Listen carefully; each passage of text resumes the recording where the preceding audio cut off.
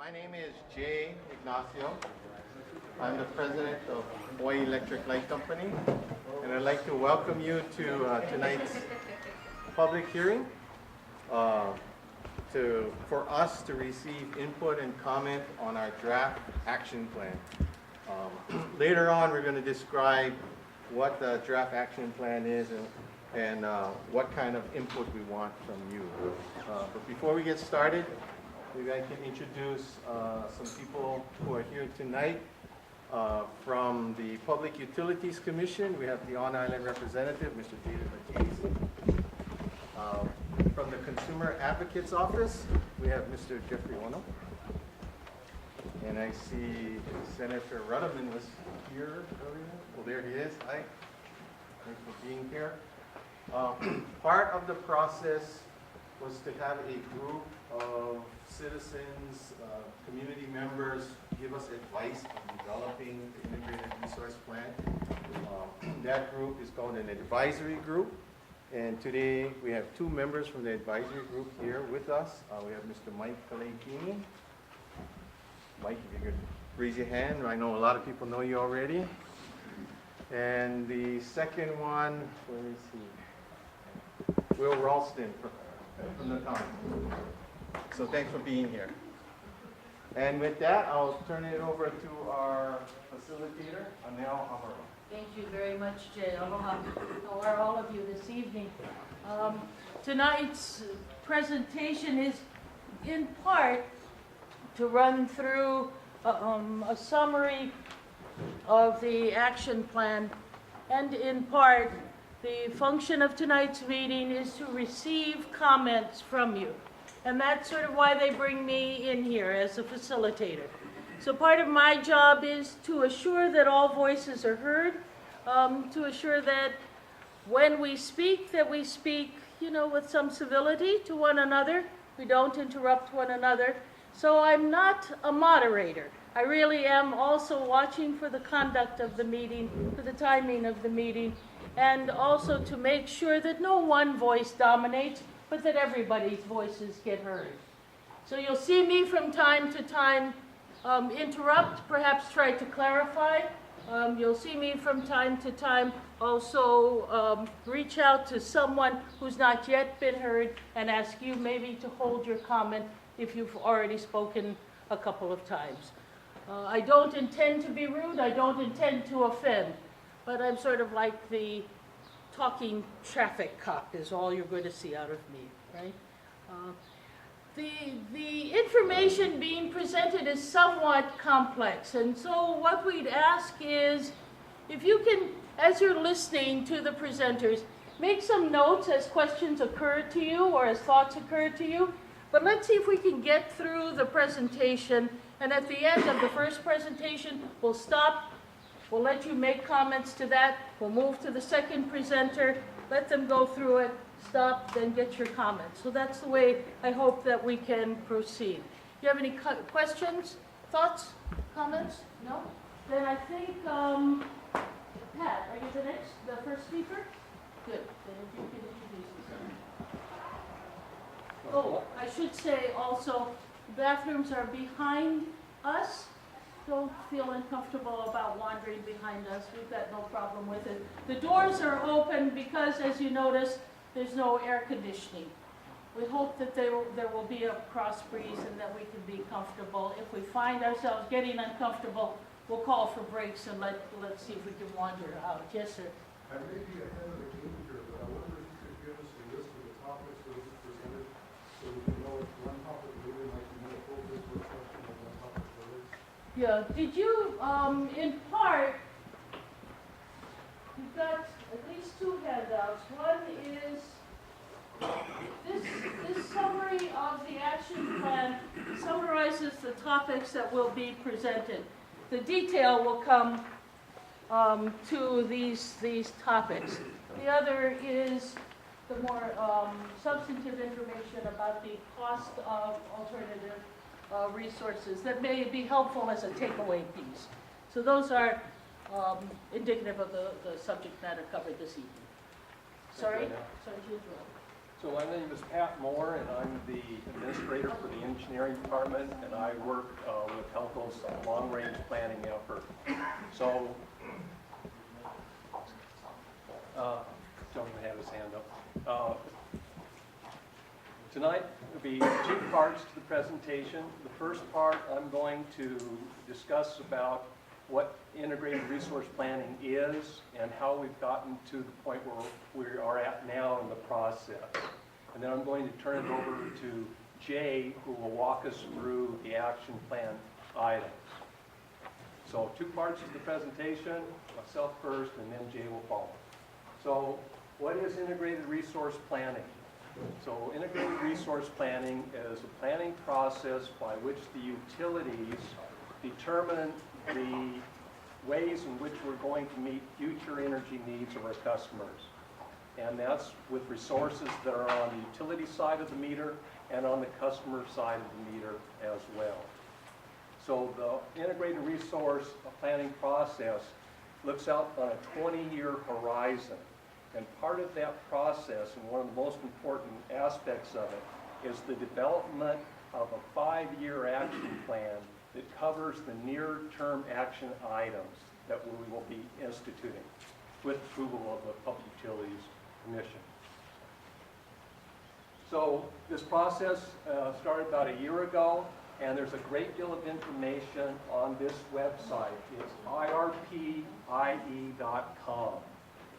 We've had some comments from people who says a little bit difficult to navigate, but those comments might be good ones to make to the website. So irpie.com, and there's 2 methods tonight that we can solicit your comments. You can either write your comments down on a comment card if you don't want to say them verbally, and put them into the box over here, or we will have scribes that will be writing down your comments as well as we proceed through the presentations.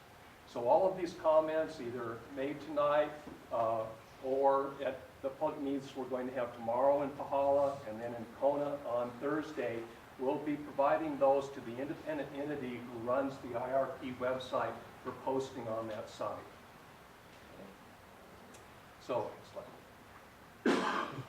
the action plan really is the goal of this IRP planning process.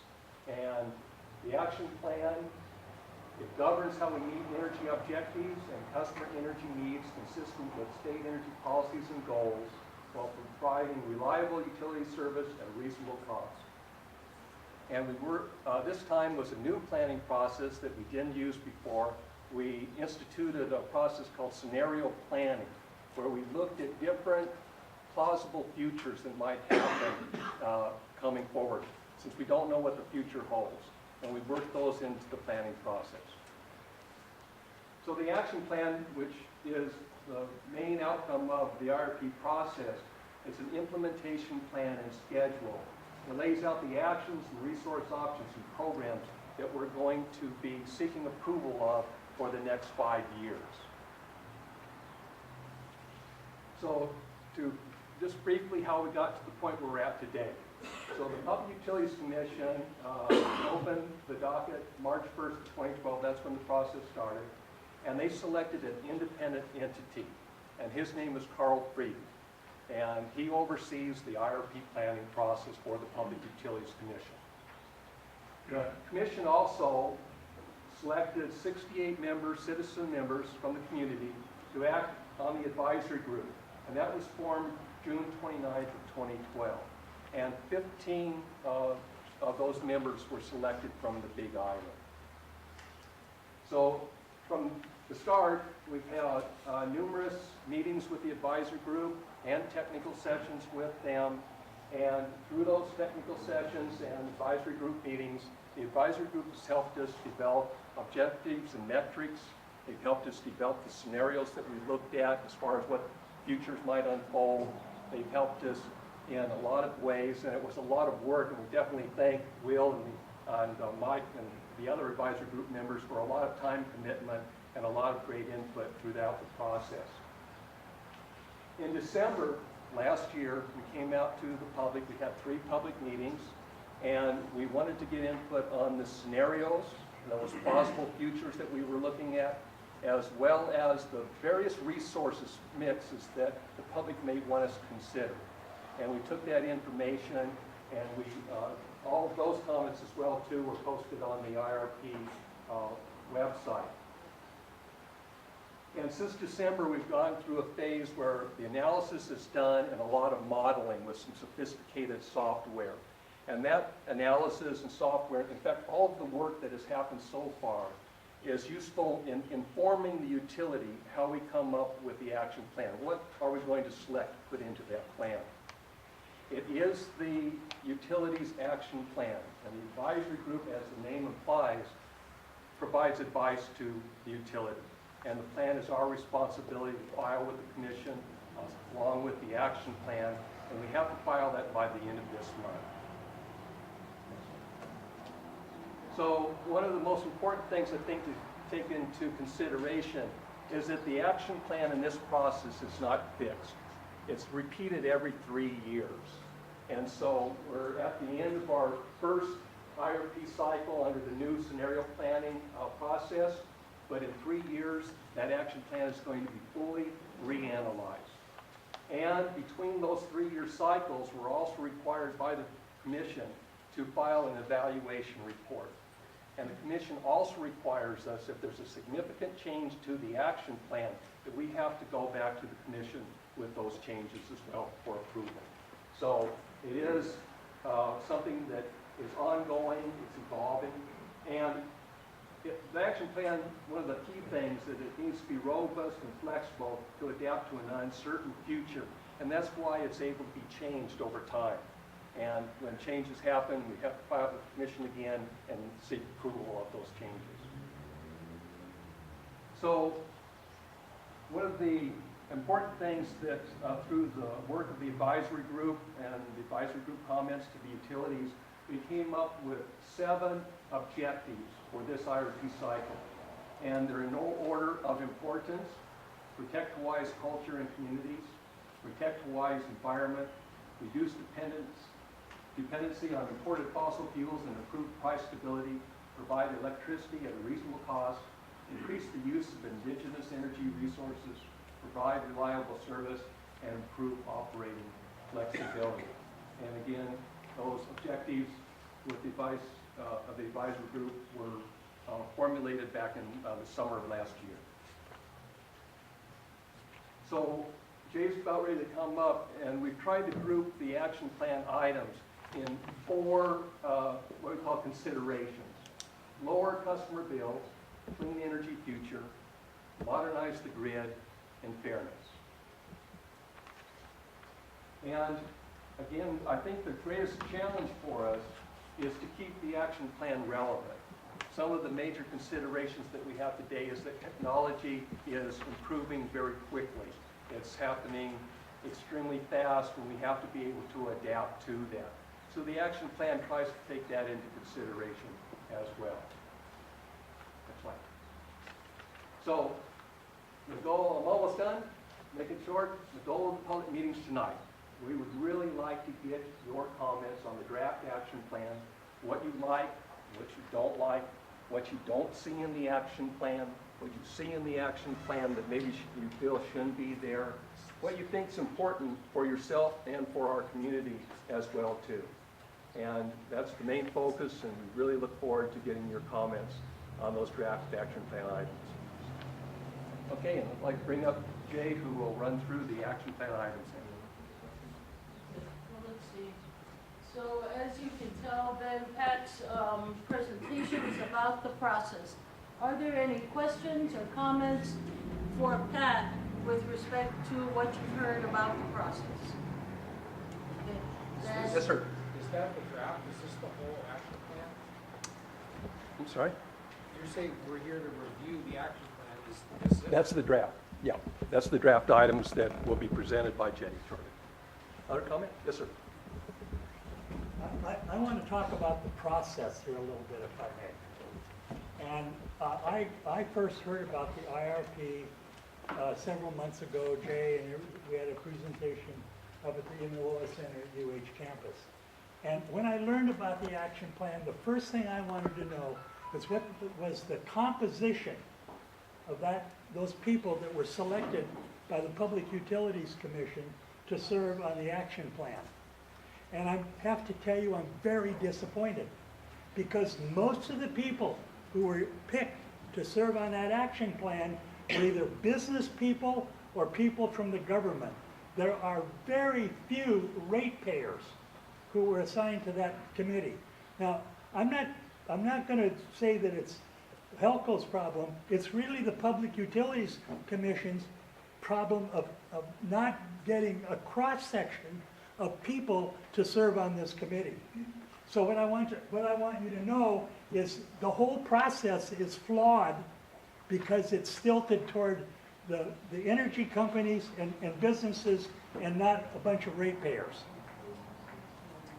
One of the things which is encouraged by the IRP framework, which is the guiding document for the IRP process, is that the utilities can go out to the public to seek comment from community members who may not be represented on the advisory group. And that's why we held the meetings in December, and we're holding them again today. So a good comment that we'll take down and we'll send off to the independent entity as well. But again, we're here, we're out in the community again. We're not required to hold these meetings, but we definitely want to get your input on the action plans. I just want to get one clarifying. It's heavily represented in business and you name it. And the government. Government, business and government, and low representation in consumers. That's right there. correct. And Sir, in the back of the room. sir, one more point.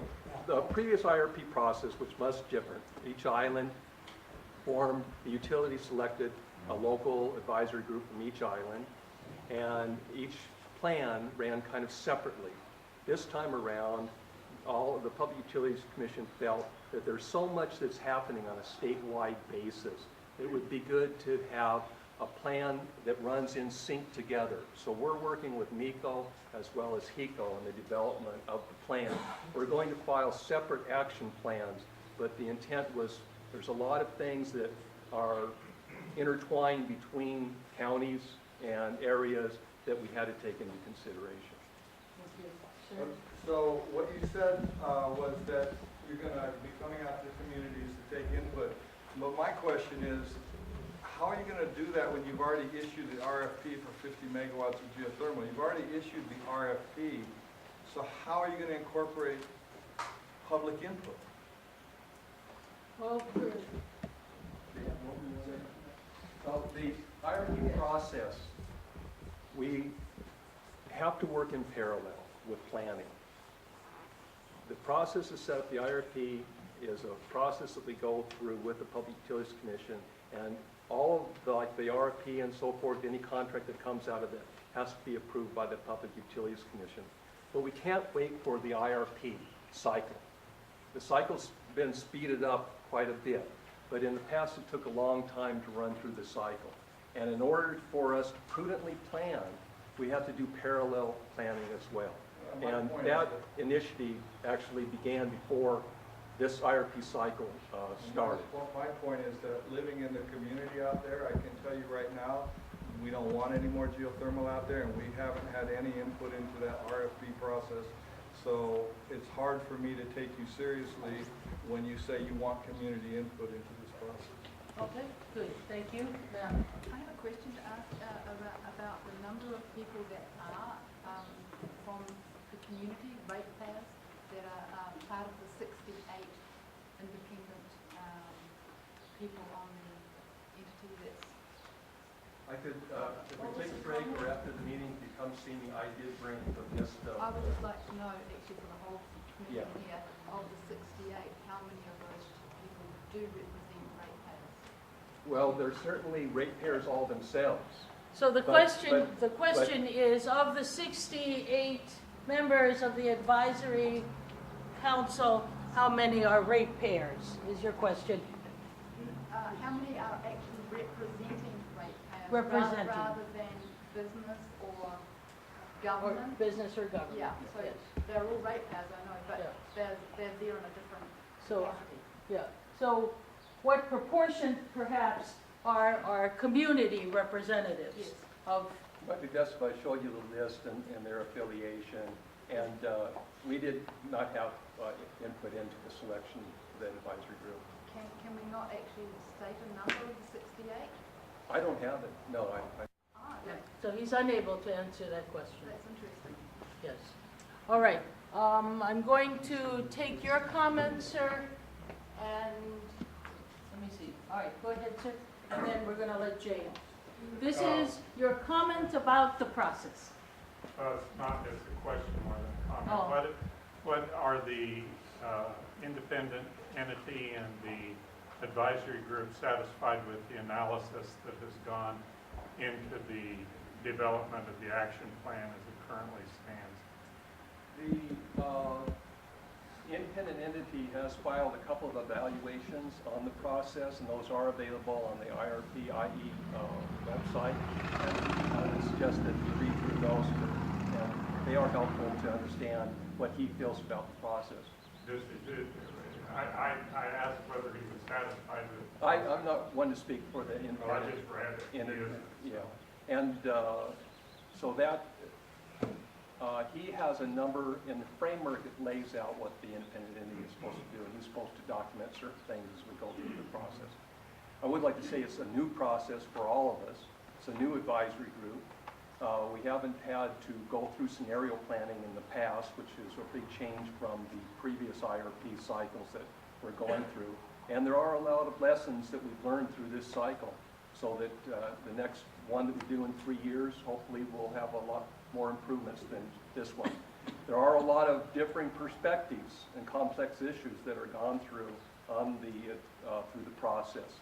And certainly we have, even in this room, a number of different perspectives represented. So I don't think anything that we put out is going to satisfy all, and there's certainly going to be those who are dissatisfied, and maybe some that actually felt it was a very good process. So, but the answer to the question, Pat, is that the analysis of the independent consumer advocate is on the website, the IRP website. Is that correct? The IE. That can be read by all of you, so that you can see this.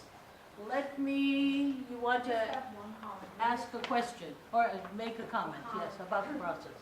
Maybe then it would be helpful not to call the advisory committee a community group, since it's not. Business Alliance maybe will, because PGV is a business partner, so it's not a community group. So maybe to remove that from the description. Okay. Good. What I'd like to do is to move to what actually is supposed to be the more substantive and knottier issues, KNOT. And that is, in fact, a description, an overview of the content of the action plan. As was indicated before, you have sort of the broad titles in the handout so that you can follow along. And Jay's going to take you through this, through the detail, I think. And then we will open it up again to your comments on what it is you're seeing. Mahalo, Jay. Good evening. Aloha, good evening. I want to talk about the action plan, and this is a different process than in the past. In the past, we would come to this point and what we would submit would be called a preferred resource plan. And typically at this point, we would say we would add this kind of generation in this time frame and another kind of generation in a different time frame. And we'd have a preferred plan that would give you pre-selected type of resources. What we're presenting today is a set of actions that we're going to propose to be done. We're going to propose this to the Public Utilities Commission. We do need to get their approval. So, Mr. Patrici, when you say your comment at this point doesn't matter because we're already in a geothermal RFP, in my opinion, it does matter because what we're proposing is a set of actions. And if you go through these set of actions, and if we go through all of these set of actions, and every single one becomes successful and leads to a real viable project, we're probably going to overcommit ourselves. So what this plan does is sets off a whole set of parallel path actions. Could I make one comment in response to that? anything about community objections or input in the IRP report? What we're coming up with is a set of actions. I want to explain that to you, but I want you to have a feeling that your comments count.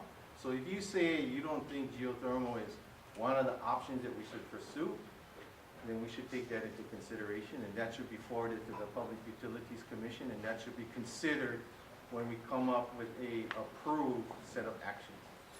Well, I don't know if that's what I said. What I said was that I think that the community objects, so it's not necessarily that geothermal is something that should be approved, but that the community, should have a say in what's going to happen in their neighborhoods. And I think that's a little different than the way you framed it.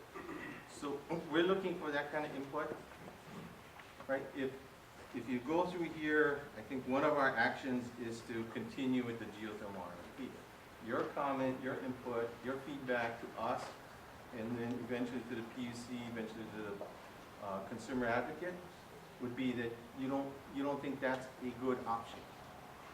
And that's a valid comment that we should take into consideration. There has also been a lot of comments from the community that they do not want it, and still we keep on going with the same action. So it means that we just, pacifying the community, saying, yes, we hear you, but we're still gonna do whatever we're gonna do.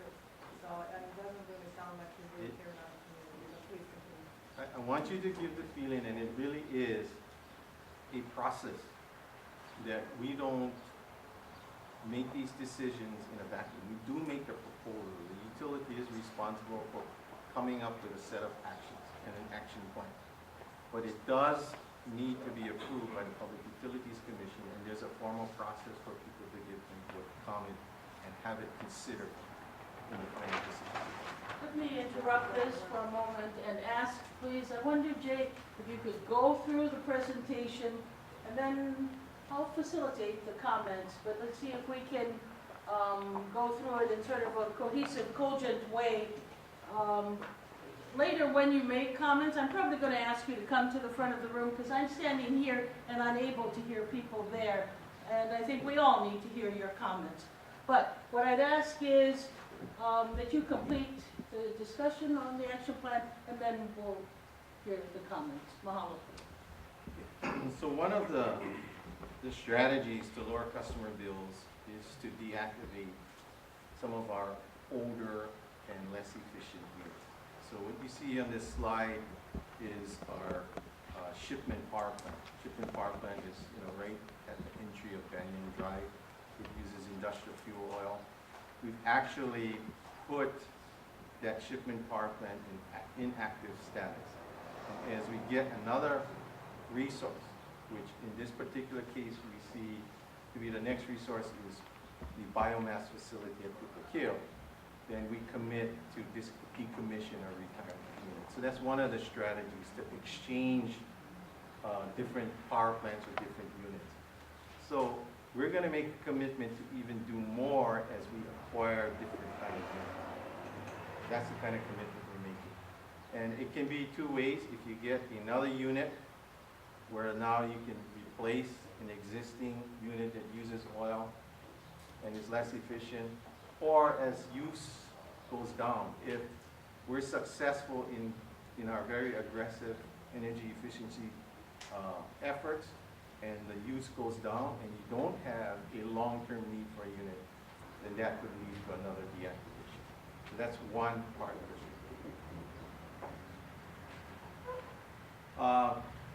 The other is to go look at lower cost resources. A big part of what's driving high customer bills is the cost of fuel. And the cost of fuel not only affects the cost of the price of the electricity, but it also affects the volatility. As fuel prices vary, so does electricity prices. So one of the strategies is to go look at generating facilities that actually can make electricity at lower cost than what it costs using oil. So one of the strategies is for continuing with the geothermal RFP. Another is to repower one of our hydroelectric units along the Wailuku River. We call it the Walau Hydro unit. And another is to possibly work with the county or even independent contractors to look at waste to energy solutions. That's another possibility, another action. And the other is we have existing contracts with existing independent power producers. And we want to continue renegotiating the existing contracts, trying to see if we can get lower costs for the existing contracts. Some of the other part of the strategy to lower bills is to switch the fuel. Instead of using fossil fuels, you use a different type of fuel. So one option is looking at biomass. So we're evaluating converting one of our existing power plants from using industrial fuel oil, that's the Puna power plant out in Keahole, to go and use biomass instead. That's one of the strategies. The other is we are considering liquid natural gas. The challenges with liquid natural gas is actually getting it from the mainland, U.S. mainland, to here in Hawaii. That's a complex process, and what it does is, although you may be able to acquire it at a low cost at the U.S. mainland, by the time you factor in all of the conversion and transportation, then the economics may not be as attractive. But as an action item, we want to continue to pursue it. We want to continue to pursue it in possible two options. One is containerized. You put it in smaller containerized containers, and then you ship it, and we use it here. Or the other is a possible large terminal on Oahu, and then smaller containers over here to the Big Island. We want, some of the options is not just with the source of the electricity, but also the use of electricity. So we're committing and taking actions with respect to demand response to see if there's some savings with respect to controlling the use of electricity versus the production of electricity.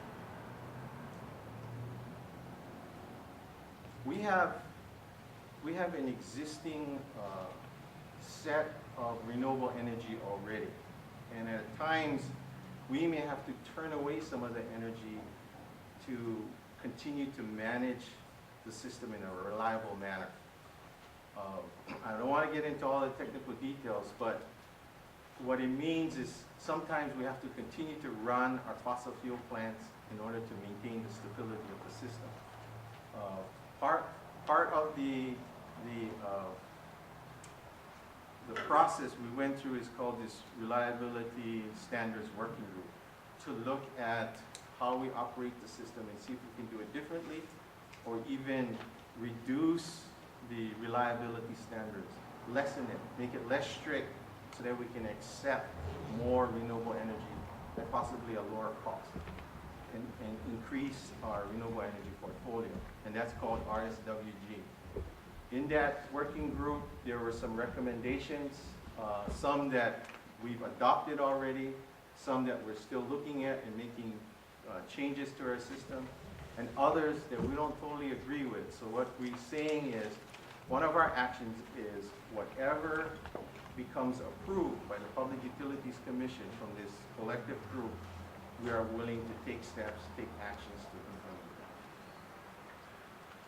Want to take a question, or shall we finish before? It's a quick one. The slide should say 2030 on the... Well, where it says 2040. But, sorry. yeah, now sorry, last question. I think you're paying attention, thank you. No, but I have questions later. Definitely. Thank you. Thank Is you. it renewable standards? Another clarification, it should be reliability standards, not renewable standards. Sorry. Good. It's reliability standards working group. Did I say renewable? It says Reliability. Okay. Now this one, the next one, B on this slide, support the potential export of renewable energy from Hawaii Island. And I know it's not going to be popular with many people in this room.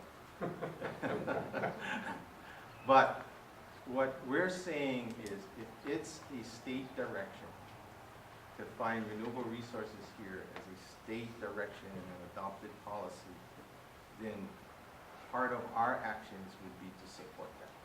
Whether it's, it may be very unpopular with many of you in the room, but one of the actions we'll take is to support it. But from our standpoint, we're not going to drive it. It is not Hawaii Electric Light Company's intention. It is not in our action plan to try and acquire a lot of renewable resources in order to export. It's going to be the other way. It's driven by, other companies or other state directives, then we will support it. Can I just ask you quickly, what's the incentive to do that? If our power is already the most expensive in the state, what incentive is there to export this expensive power elsewhere? How does that help the big island? I think those discussions would have to take place when you would adopt a policy or a direction, take, actions on that. Some of the options might be you may have reduced rates here, or you may have statewide rates. Those are some of the options you may consider. But those discussions we've not gone. And what we're saying in this slide is that if it goes that way, say the Public Utilities Commission or Hawaiian Electric says we're going to do a statewide request for proposals for renewable energy, and part of the proposal is the developer will do an undersea cable, and they need to work with us in order to facilitate it, then what we're saying is we're going to support it, because that's what the state is doing. Did I hear right when you said that if the state wasn't actually pushing this renewable standard, we would not even look into it? The reliability standard? No, the renewable, the renewable. Yeah, we had an error in that. It's reliability standards working group. That working group, common perception is that the utility is too conservative in accepting renewable resources because we're too worried about reliability. We're too tilted one way to managing the reliability of the system. So this group was put together to say, let's go look at how you manage the system. Let's go look at the standards that you operate by. And should we change that? And that's what that is. I think Mr. Kim had his hand up in the back of the room. Mr. Ignacio, you state in regard to the state directive, can you tell me where to find the directive? There is no directive. What I'm saying is, if it happens to be that a RFP, which we would not issue, we wouldn't issue, but if an RFP came from Hawaiian Electric, because Hawaiian Electric, part of this meeting the Renewable Portfolio Standards, if they said, instead of doing an RFP limited to just Oahu only, or just limiting it to Oahu and Lanai options, they said, expand it, let's do it for the state. And it came out that one of the options was to actually have a renewable resource here on Hawaii Island, do an undersea cable. If that was the direction that was adopted as a statewide type of direction for energy, then we would help and support. But there's none existing right now. This is a 5-year period, steps of action. So what we're saying here is that if that was to occur, we wouldn't step in the way. If they needed information in our system, we would provide that information. If you need to help with the studies, we would assist you. There's a question here, or additional Sir, does that mean that the community does not get to comment on the IRP portion of the state plan, but rather only on HELCO portion of the state plan? That's a good point. I think you can, what we can do is you can, if you want to make a comment with that, we can forward that, and that can be part of a comment to the Hawaiian Electric action.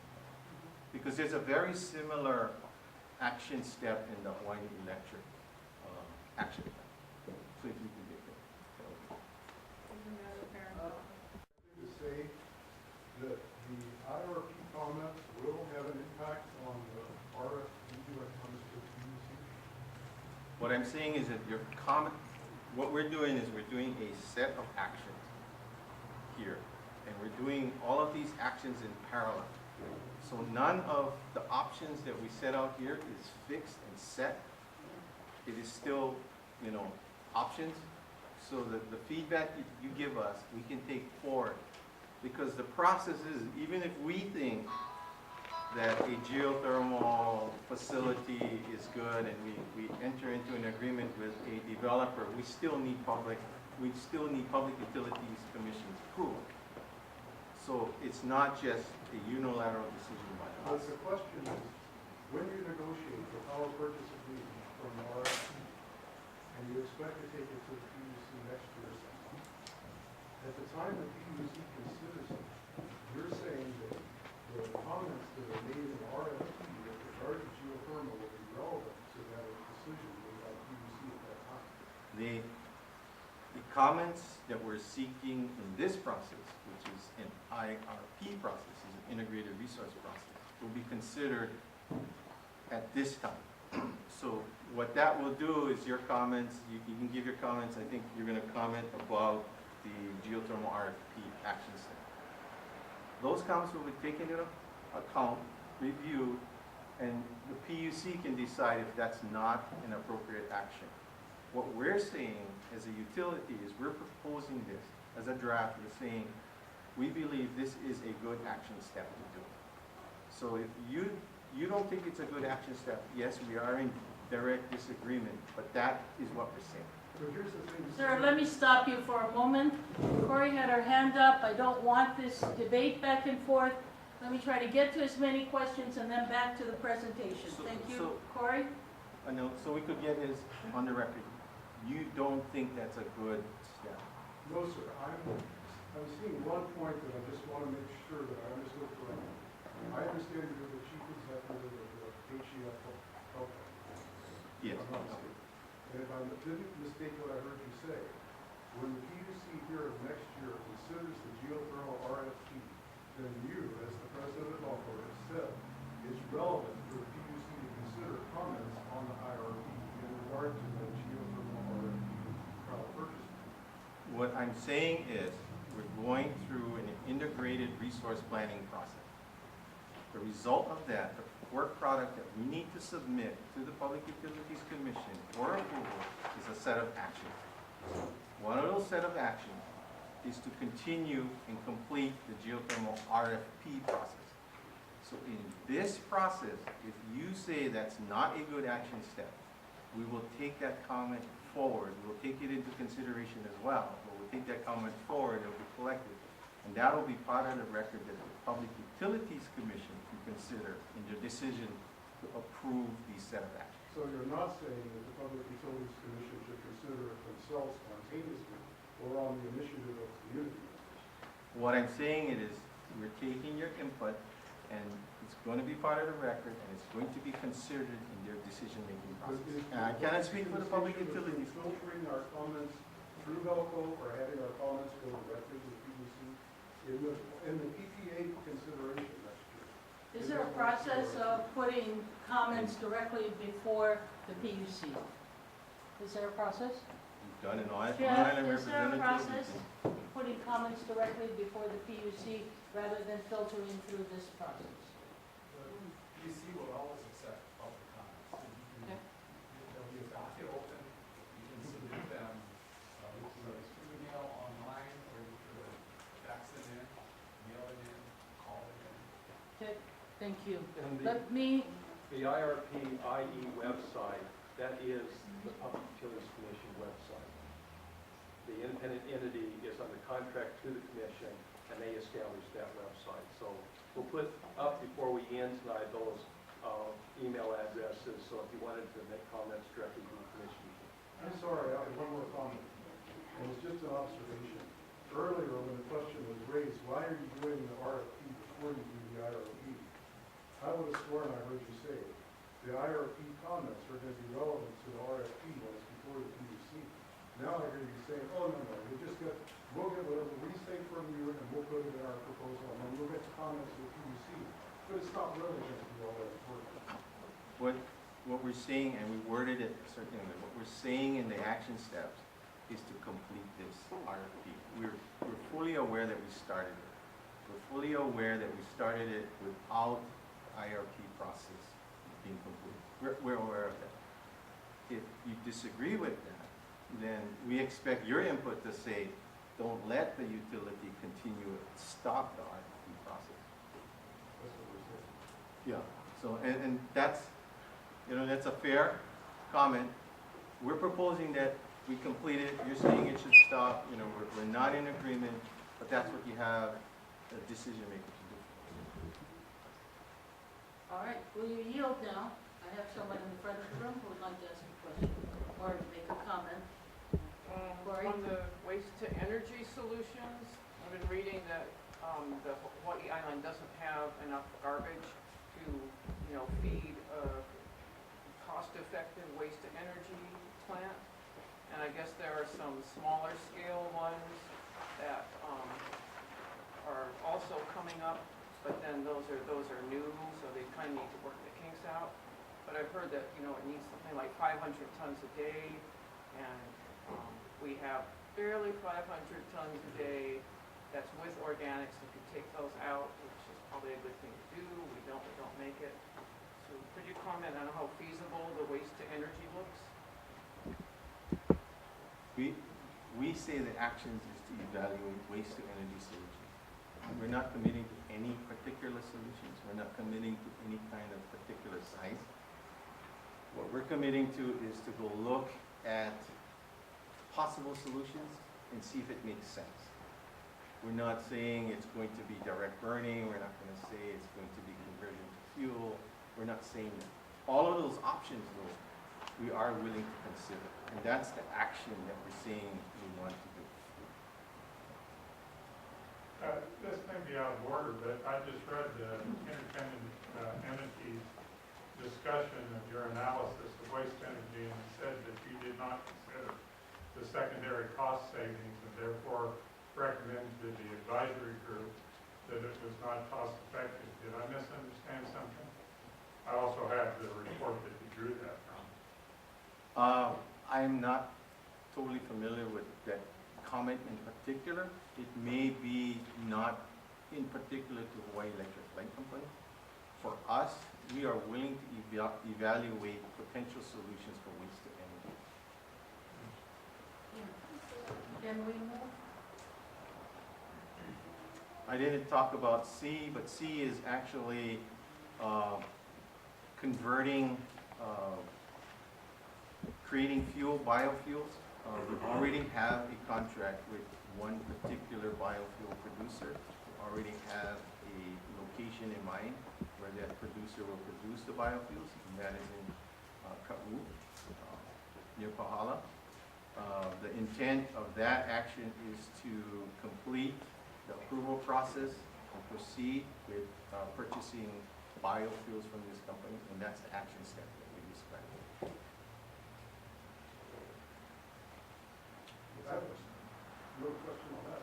Why are you proposing to develop a new company to compete with existing companies with the new products?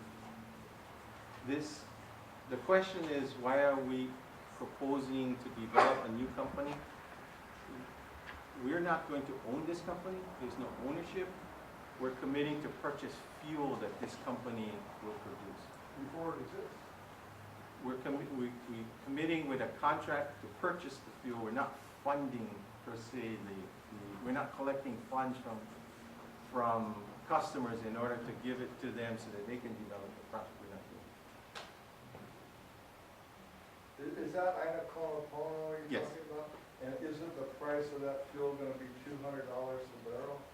The price of that fuel, we have not disclosed. It's in some of the dockets, but it's not disclosed publicly. You didn't say you can't tell us what it is, because what I've read is that it's $200 a barrel. And so I'm wondering, who's gonna pay that $200 a barrel?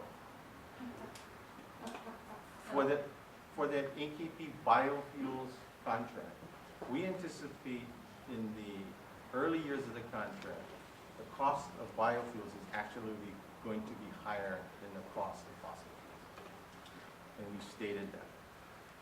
In the later years, crossover, where you're going to have lower cost biofuels. The higher costs initially, what we propose before the Public Utilities Commission is that since we are ahead of our renewable portfolio standards here on Hawaii Island, that higher costs for fuel be shared among Hawaii Island and Oahu customers. That's our proposal. And that's before the Public Utilities Commission proposal.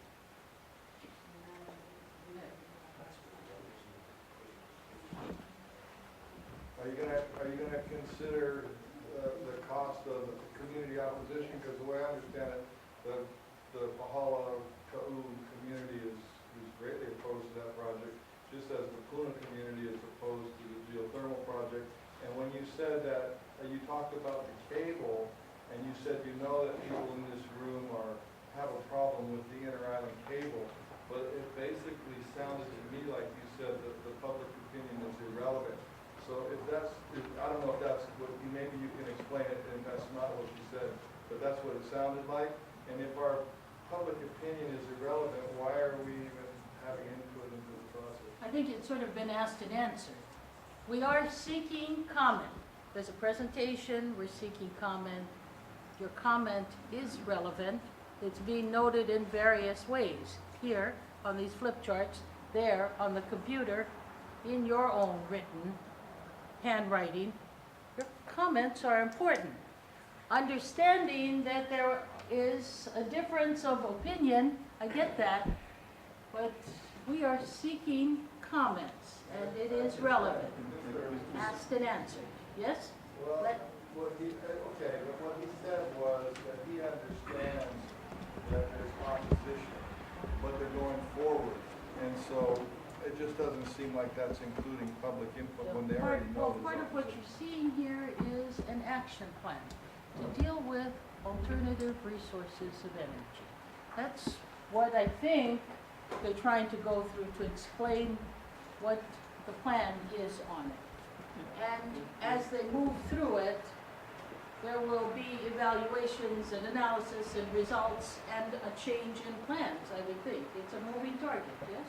And Mr. Patrici, with respect to AKB, we realize that is not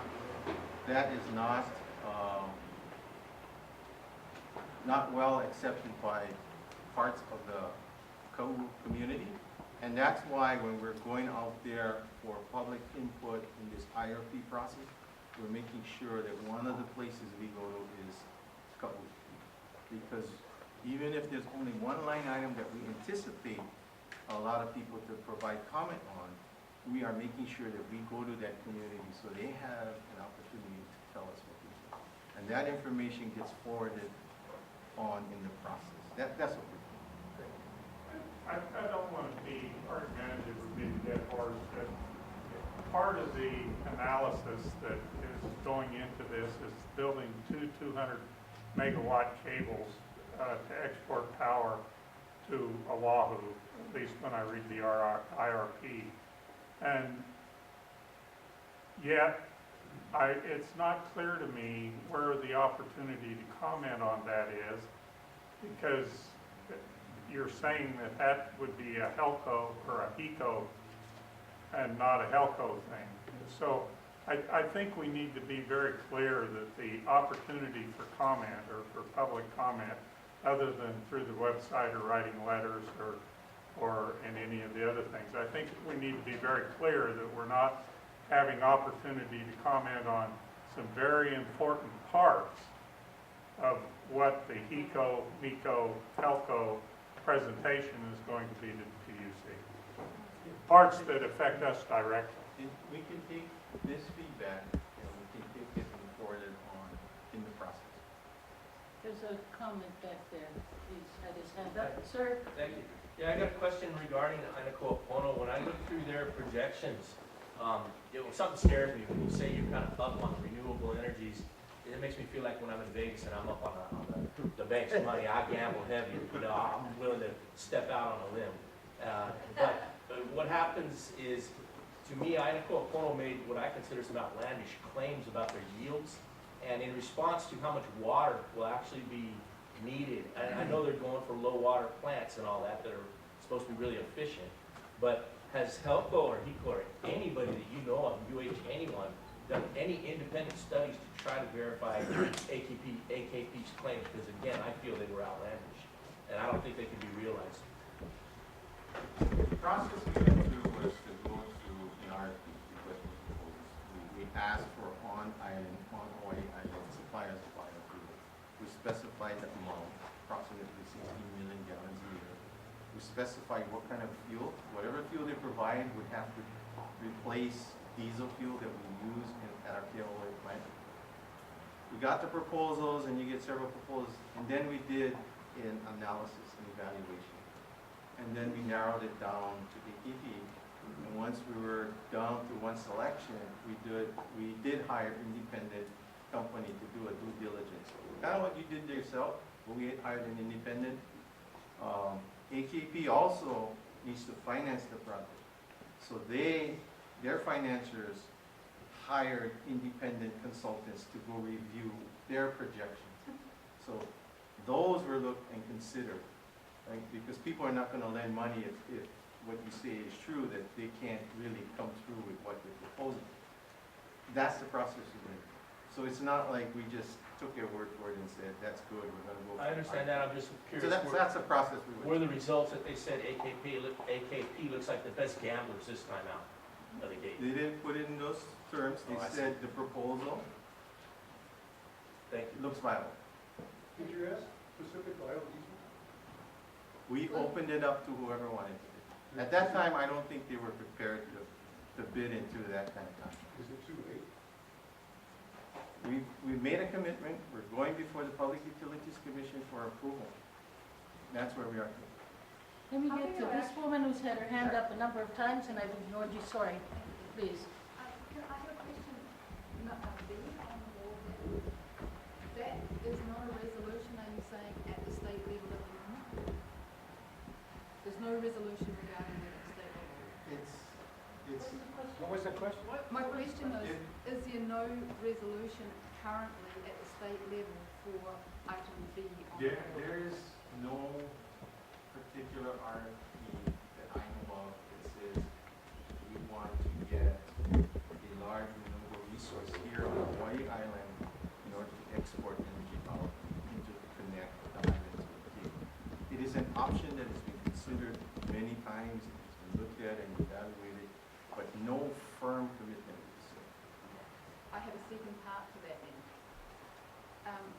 Judging by the legislative session that we've just been through, there is a huge amount of energy being put in at the state level, particularly by people like Milanani Trust into geothermal energy here on the Hawaii Island. And it concerns me greatly that she is able to lobby to such a great extent, and yet her company, IDG, is in the bid for your contract. That concerns me greatly. I see that as being very not friendly. Sorry, that was an extended was a comment comment, about yes. her concerns about one particular company. What I'd like to do at some point is to bring you forward so you can project this way to be heard, because I'm unfortunately unable to repeat what you said because it was a little long. But I do, can you save the thought, and can we give you some time to make the comment? I would like to And- do that. Okay, and can I get to Corey, who's had her hand up, and then, Mr. Ignacio, I'm going to move you through your...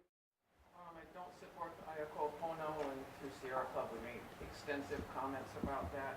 But I'm wondering, at this point, what steps have to happen before it might get started? What hoops do they have to go through still?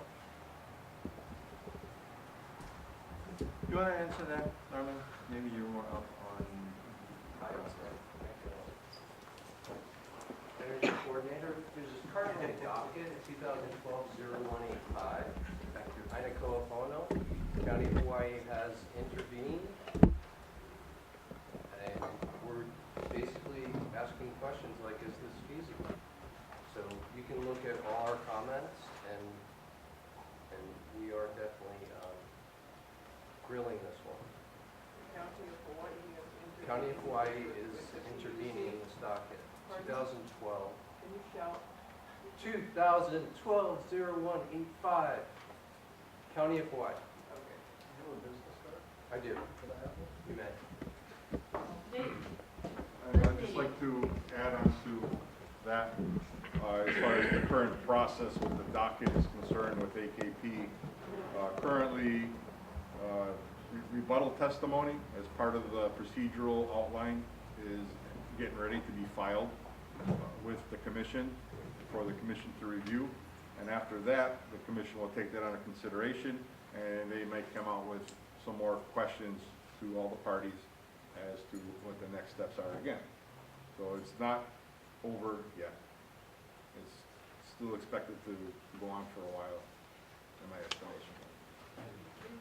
Norman, should it be approved, what is the date we expect delivery of the file? If AKP is approved, it'll probably be at least 4 years or more before we see actual fuel delivered to Keahole.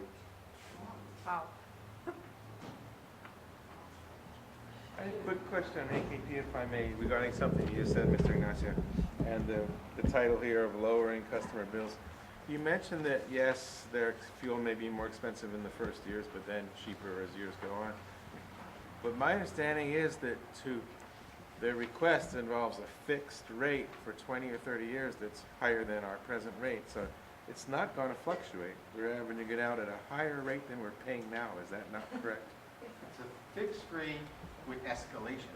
With escalation. With escalation. For the worst end. Yes, so I wanted to, Thank you for clarifying. yes, give you an accurate picture. Yes, it is higher than current prices now. Projections, what is the cost of fuel in the future? Our projections is there's a crossover point where it's low. And that's all in the docket. That's, it's all a difficult decision, all before the public.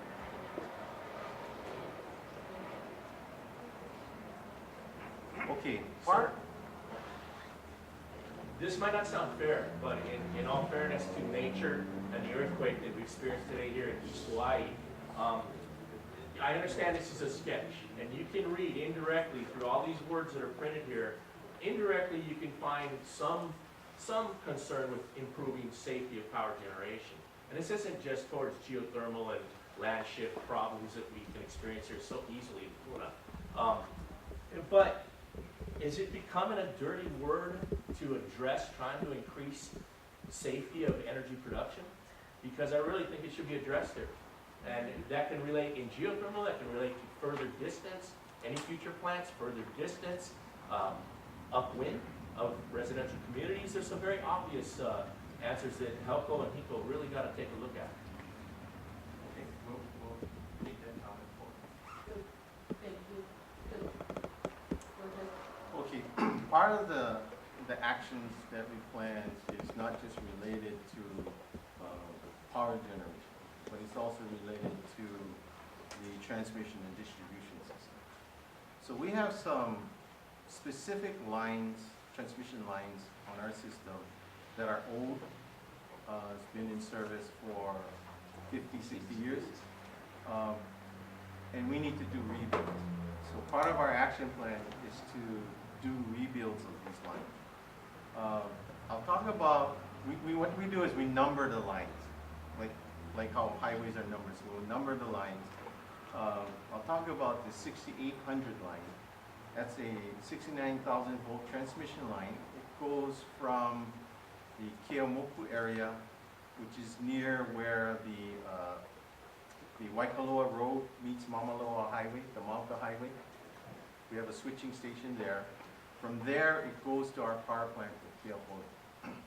That line is over 60 years old. The condition is poor, and we need to rebuild it.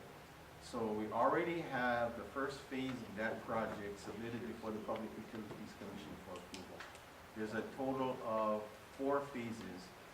We're submitting and requesting approval for the first phase, and then we want to come in with the next 3 phases. So it's primarily to upgrade the condition of the line. The second line, this line is called 6200 line. We have 2 transmission lines that go from east to west Hawaii through between the mountains, between Mauna Kea and Mauna Loa. These 2 lines, one of them is an older line. Again, it's about 60 years old. That's that 6200 line. Part of it is to relocate it in a better, more accessible location, and the other part of the project is to rebuild it and upgrade its condition. The 33 and 3400 lines are lower voltage lines. They're primarily to serve customer load. They're 34,000 volts. One is in the upper Puna area. That's the 3400 line, and the other is in North Kohala. There's a radial 34 kV transmission line that goes from Waimea and serves North Kohala. There's just one line. So part of our transmission line upgrades is to fix that 34 kV line that serves North Kohala. We want to improve the reliability of that. This item B is dependent on all of the other actions that we take. So there may be other upgrades to our transmission system associated with the decisions we make with respect to generation resources. For example, if we get additional geothermal and it is in the east side, then it's likely that we're going to have to upgrade transmission lines in the east side and possibly upgrade transmission lines across the island. If we're successful in getting geothermal on the west side, then it's not likely that we need to upgrade transmission lines across the island, and we're not going to upgrade the transmission line on the east side, but there's going to be some west side upgrades. So what we're saying there is, in our action plan, we're going to have to take action to upgrade our transmission system associated with what decisions we make with respect to generation. AMI is advanced metering infrastructure, smart meters. So we're making a commitment to install advanced metering by year 2018. And some of it is to improve reliability, improve visibility to what's happening on our system, give customers better information, try to acquire or manage more distributed generation, photovoltaic generation. And that's the commitment we're making, that we want to do that project by 2018. If we do that project, smart meters, advanced meter infrastructure is dependent on communication. So if you're going to do that meter replacement, you have to have an associated upgrade in the communication.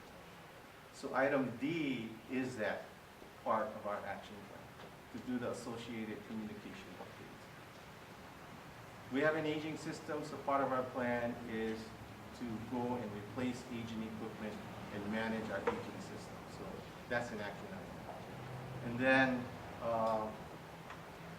energy storage, looking at battery systems primarily to see if we can use it to manage our system and maybe not curtail the wind energy that we already have. We use a storage mechanism so that we can accept wind energy and not have to turn it away.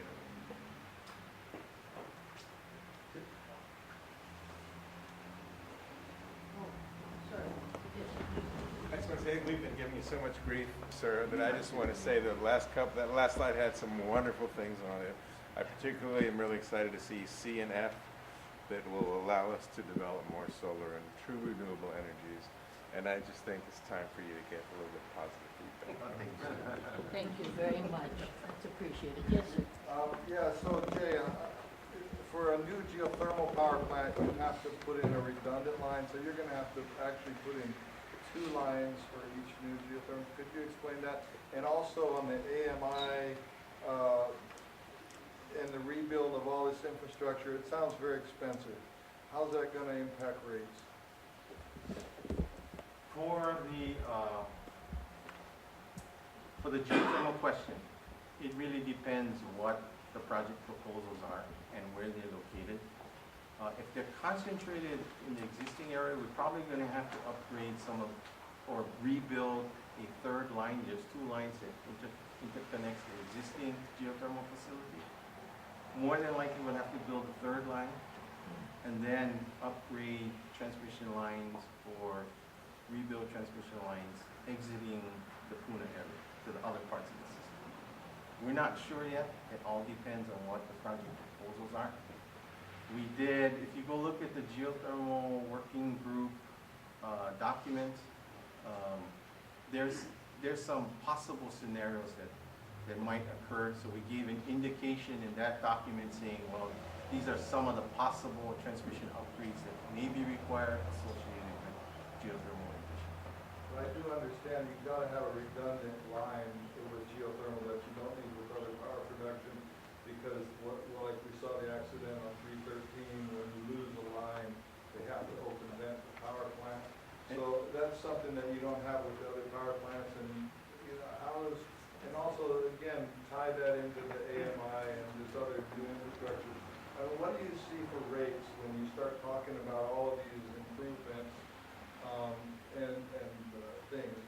How is that going to impact rates?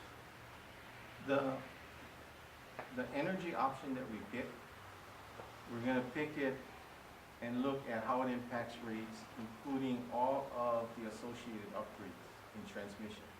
So if, say we get a proposal from a geothermal developer through this RFP, but the associated upgrades to transmission then turns the economics to the point where it doesn't really improve the price, then we may not go forward with the project. We may not take it forward to the Public Utilities Commission. So you have to look at it in its entirety. With respect to your second question on changing out the meters, that has been probably the primary cause as to why we have not proceeded to date, because when you do a meter change out like that, collectively we have to see the benefits and make sure the benefits pay for the expenses. We don't want to just put it in to drive up rates. But we are encountering, and if we go to the next slide, we are encountering difficulties accepting the high levels of distributed generation at this time. So one of the solutions we're looking at is an EMI solution, along more. It's not just smart meters though, it's more to it than that, isn't there? Yes. Yes. That's why we don't call it smart meters, we call it advanced metering infrastructure. It's a broader term that we use. Thank you.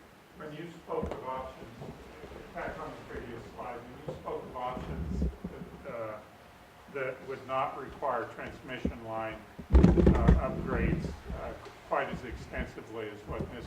Trici was talking about, were you actually speaking about the geothermal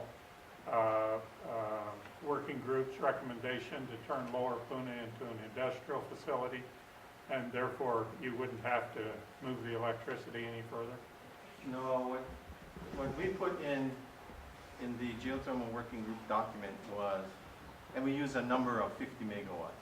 And the question before the group was, well, if you put 50 megawatts in Puna, or you put 50 megawatts in the Hualalai area, what would be the associated transmission upgrades? That's all we were doing with that document.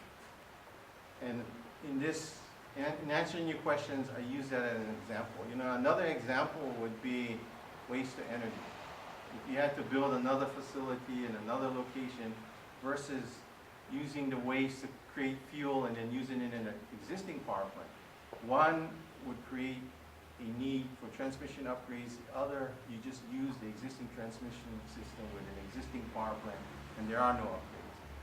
So really, it's the generation options that you pick will drive the T&D upgrades in item B there. Right. You know, I was just hoping you could explain a little bit more about 6F, the continue to evaluate and pursue energy storage. You know, I don't know enough about that, where it's at, and could you maybe explain, like, what type, are you talking mini grids in agriculture communities where you would facilitate a independent power producer setting up solar? And, you know, how would that actually work and benefit the community?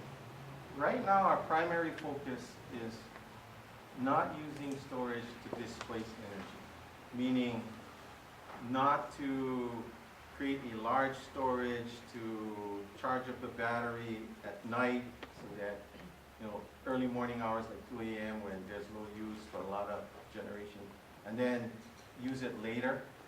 Right now, our focus has been using storage to mitigate some of the impacts from these resources. So we already put in a 1 megawatt battery up in North Oahu, and we put it near a wind facility. And we're trying to see, as the wind varies, can the battery and the wind do a dance? As the wind goes up, does the battery, can it charge up and discharge? And see if that can manage the impact of the system. And that's what we want to commit to. See if we can do more of that, mitigate the impacts of variable generation, and see if we can expand the use of renewables. Thank you.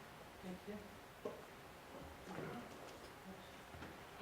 And I just want to add that the Reliability Standards Working Group, of which County Hawaii was chair of the storage side and the demand side option side, recommended that there be a better generation to load match. So a smoother utility curve will get you a more cost-effective energy. Our recommendations are in the docket. That's 2011-0206. And we have some recommendations that have been adopted by the PUC, and it behooves the utility to look at those and implement them.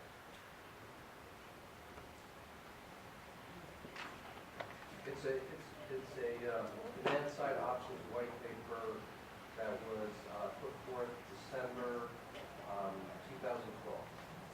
So it'll be on the docket system, ems.puc.hawaii.gov. 2011-0206. Okay. Sorry.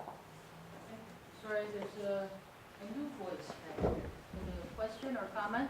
This is a question. I missed the first half hour, so I don't know if this was covered. Is there a projection for power demand 10 years, 20 years out? Or would you imagine it would be upwardly sloping? Okay, which one of my intelligent planners would like to answer that question? Sam, you want to give a shot on what the load projections were used in this IRP? There were 4 scenarios, and within those scenarios, they were broken up. So there were actually 30 plans done. Each of those had a different future. But there's a lot of that information on the IRPIE.com website. And you can go dig through there, and you can get into the documents, and you can see all kinds of future scenarios. I think there's at least 4 or 5 of them there, and there might be 10 or 12 of them there. There's quite a few of the ones they ran. So Barry, basically, some scenarios said the load is going to increase.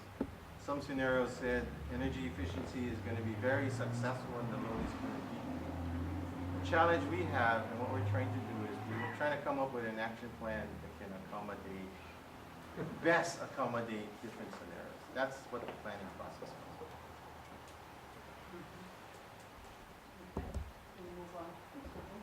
We are encountering high levels of distributed generation. And the high levels of distributed generation are causing some technical challenges on our system. And it's causing some frustration with our customers who want to interconnect. But we as a utility are having difficulty keeping up with their requests and trying to resolve some of the problems. So that's a fairness issue for them. They want to come on, and we're not being able to find the technical solutions for them. So one of our actions is to go find this technical solution. The other part is those who participate in like a net energy metering program get the benefit of lower bill. Right? But there are many of our customers who cannot. They cannot do a net energy program, and they're being left out. And in the result, what happens is there's higher rates for them because they're not participating. So we want to continue to take actions to look at a fair way to address this, and that's what this fairness issue is. Can I make a comment? I'm a ratepayer, and I have about 400 square feet of solar panels. And I'm driving 2 fully electric cars and operating 2 homes with that. And I actually have contributed about 5 extra megawatts to HELCO in the last year. And it seems to me that if Germany can produce 50% of their power by solar, during the daytime they must be generating 100% of their power by solar. And that if incentives could be given to people like myself to be generating more power than I'm using, that would ultimately lower the bills once your grid is set up to take that. And that is a sustainable, it's multi-source, so you're not dependent when one geothermal plant goes down, it wreaks havoc on the whole system. And in the long term, this would be a much better way to have a sustainable system and lower customers' rates. You have that comment? You want a comment back or is it okay with it? We have actually sent one of our engineers to Germany, and we look at Germany. One of the key differences when you compare these and you read these articles is Germany is interconnected to neighboring countries. We're not. And it's really difficult for us to manage these resources where we're not interconnected. So when, photovoltaic goes down, they have coal, they have nuclear, they have hydro that they can tap into. We don't. That's one of the unique challenges. And that's some of the things that came up in this RSWG document. The other thing is the prices that we offer our customers through the net energy metering program are even more attractive than what Germany is offering their customers. So when you do a currency conversion, the prices we pay for solar energy here is even more than what they're paying in Germany. So we sent people out there to go investigate. And one of the questions I said is I always hear in public forums like this is, well, why don't you offer what Germany offers? Well, we actually do better than that. That's the basic reality. The fairness issue is it fair for one set of customers to actually get paid 40 cents per kilowatt hour for energy that they generate, and then we turn away for the rest of the customers 20-cent energy that we can purchase? That's kind of one of the issues that we face. So we're looking at what is a fair way to address the situation for all customers. Having said that, I really commend you for using the combination of photovoltaic and electric vehicles, because that's what we see as a very good combination of generating your own energy and using it in a technology like electric vehicles. And where, is there a forum for me to add my input to when your company is doing those studies? You wanna meet Mr. Kevin Walgen? I mean, we're continually working on solutions, and we're open to all kinds of ideas. Or you had something you wanted to say, and then Sarah will come to you. Go there. All right, Sarah, she yields to you. I just wanted to say, it's fair to say that our solar resource is quite a bit better than Germany's solar resource. Yeah, I would tend to agree. Okay. Listen. Willing to get out of the power generation business if everybody had solar power on their houses and we were just feeding into the grid and then all we were doing was maintaining the grid? Would you be willing to do that? Because right now you're generating power and you're making money with that. So if we all had solar and we're all feeding it and all we're paying for is the maintenance of our grid, we could be pushing solar a whole lot harder if we can do that. And we might generate some other means to store the power too. I know there's people pumping water up hills and storing it in tanks and taking it off the impellers, draining it back down. Yeah. So When we started out the presentation, this is what we said. We said that we're already in a process and committing to decommissioning or retiring 2 of our units, Shipment 3 and 4. That's based on getting a resource, a biomass resource, that we think is better than what Shipment 3 and 4 can do. The next item, B, not next item, is to say that going forward, if there's better options than the existing fleet, we're going to commit to decommission. Okay. So, but what you're saying is the selection is photovoltaics or solar. It might be, it might not be. But what we're saying in our action plan is to go forward and look at a multitude of options, different types of options. We have not solely committed to one single resource plan. What we're doing is we're going forward with an action plan, keeping our eyes wide open and trying to figure out what is the best option. Yes, sir. Right now, I'm paying you guys basically $2,000 a year, and in 3 years, I could put a nice system on my house. So I'm really thinking about take your mind back, really. We have net energy metering programs, which you should consider, and you have people here tonight that you can talk to about. Corey? Yeah, I'm wondering what, if you could tell us the status with Keahole.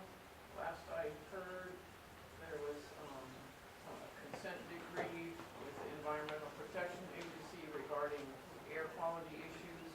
And then I think there is some legal challenge going on regarding a special management area. But do you know where that's at and future might look like for that? If what you're saying is true, you know more than I do. I'm not aware of that. Norman, you aware of any? No, I'm not aware of any legal proceedings that are impacting the project progress. The question was about Keahole and the legal proceeding.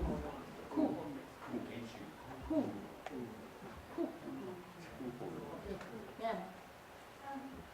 One of the things I think I really need to know about, but a lot of attention to, is the whole idea of conservation rather than using power.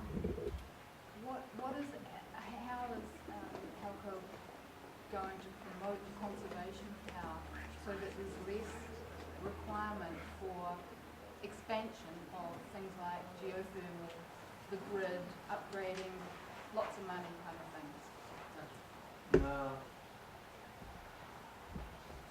The mechanism for energy efficiency programs reducing use has gone to a third party called Hawaii Energy. So a lot of the funding, a lot of the resources that we used to have in order to implement energy efficiency programs are actually now conducted by a third party. So they're going to be the primary party to lead energy efficiency. We're going to be partners in that because they cannot do that without our help. When did that happen? When did that happen? When was that change? Where is Curtis back? Okay. When did we go to, when did Hawaii Energy become? 2009. I wasn't living here then. I would like to come back to my earlier point regarding,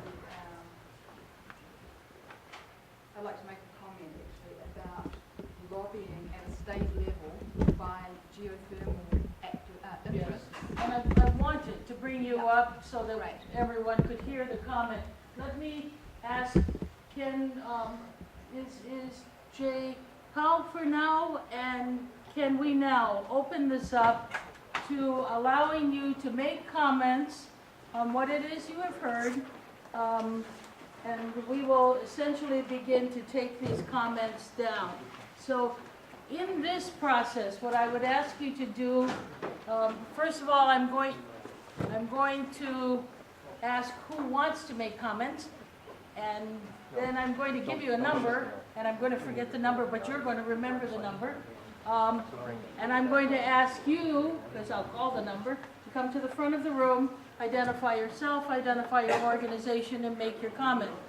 We'll try to keep our comments to about 3 minutes. Is that fair? You okay with that? All right? All right. Then, let's start to count off. Those ready to make comment, you're going to be number 1. 1, 2, 3, 4, 5. Brave woman. 6, 7, 8. These are voices I've heard before. Okay. 9, just make him 9. We'll make him 9. Actually, Someone make him will tell 5, her. and I'll switch with him. No, now you're confusing me. All right, hold on to the number 9 for him, okay? All right, let's start with number 1. Ma'am, if you could come to the front of the room, identify yourself, please. And if you represent an organization, what organization, and then you are free to make your comment. My name is Barb Cuttins. You have to speak up. Way loud, Barb. My name is Barb Cuttins, and my comment represent a group? Represent myself, really. Self. Yeah. My comment is regarding whether or not, querying whether or not there really is some sort of background resolution at a state level. Let's talk this way, it's easier, so we can be heard. I want you to. Sure, she's listening. Okay. I want to know whether or not there is some sort of agenda at the state level, even though there's not a resolution as such, it appears, that geothermal energy is to be pursued at all costs. And I would also like to make the comment that I'm concerned about geothermal interests lobbying at a state level for their cause and to implement geothermal. And then for the likes of HELCO to make to put out a contract on a new geothermal plant, and then those same geothermal interests make a bid for the geothermal plant. And this appears to be happening. I've watched various committees and what have you in the last legislative session, and I see this happening. I see geothermal interests lobbying at those committees, and then I see them being involved in geothermal bids here on the Big Island. So it concerns me that there's a grave conflict of interest happening. And there's not just one geothermal organisation doing it, there seems to be a number. Thank you. Thank you very much. Number 2.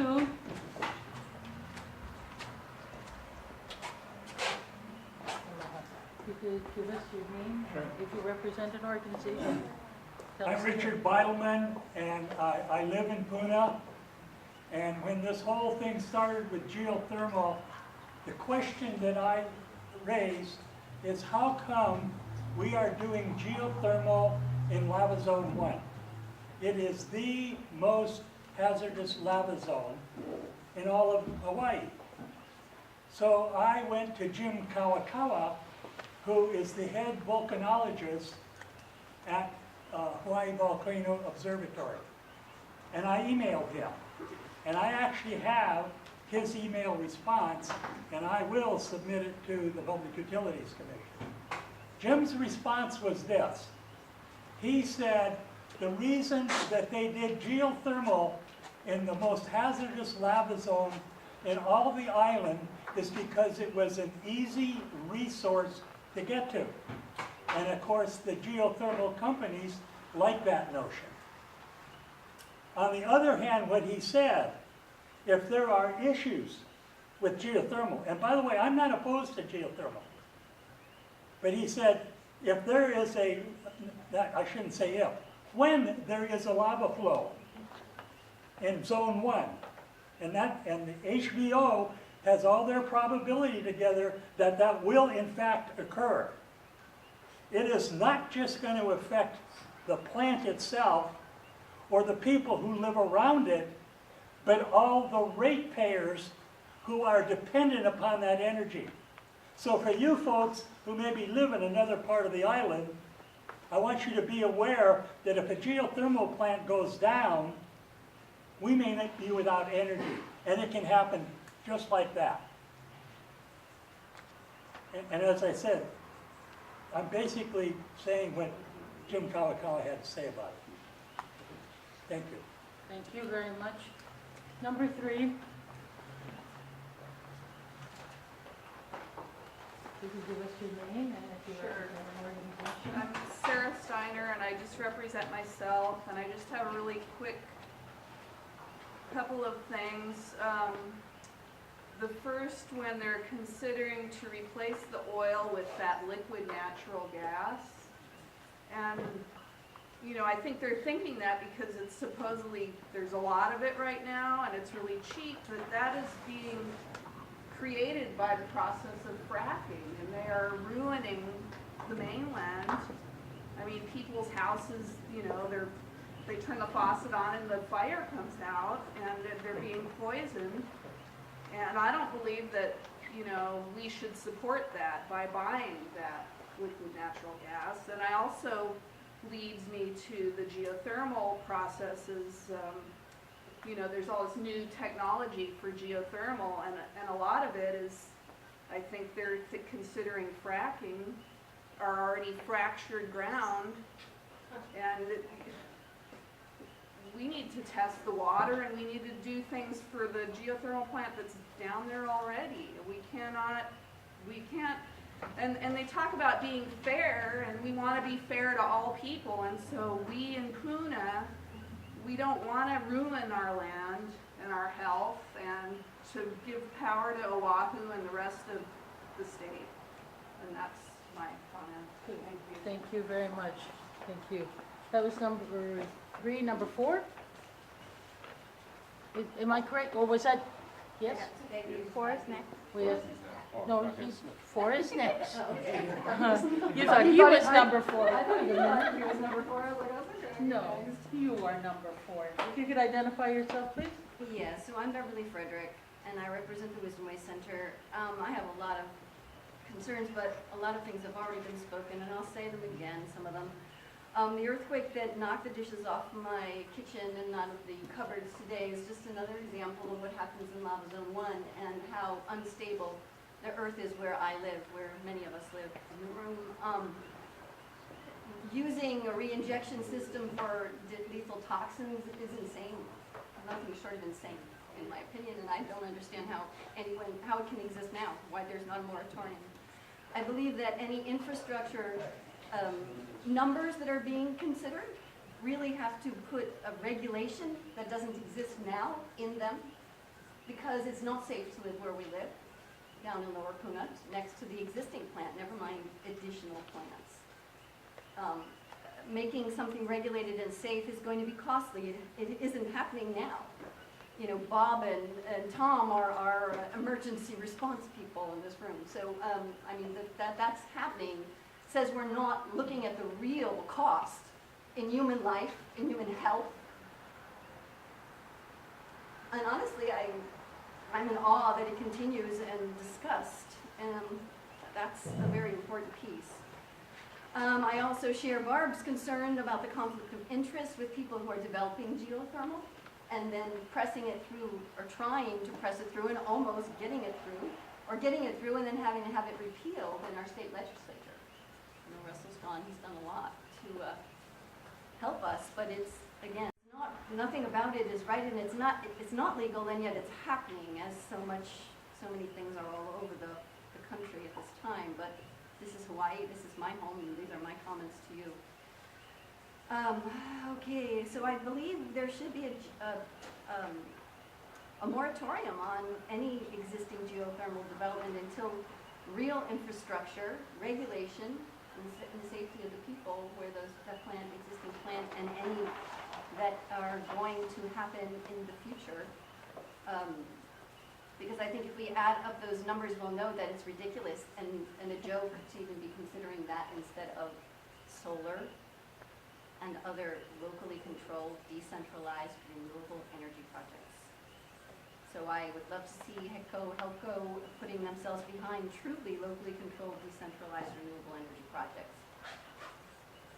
I'm sorry I missed the first half hour. I think some piece of that was presented and I was not here, so I apologize for not being here to hear more about what is actually being done.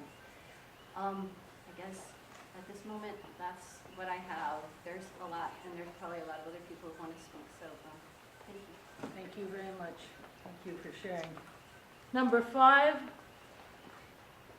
Don't make me She go. gave her number to you, Come on, Bob. and she's You wanna go. forcing you to come down. She's now number 9 instead of you. It really doesn't matter to me. So you got to do it. State your name and the organization you represent.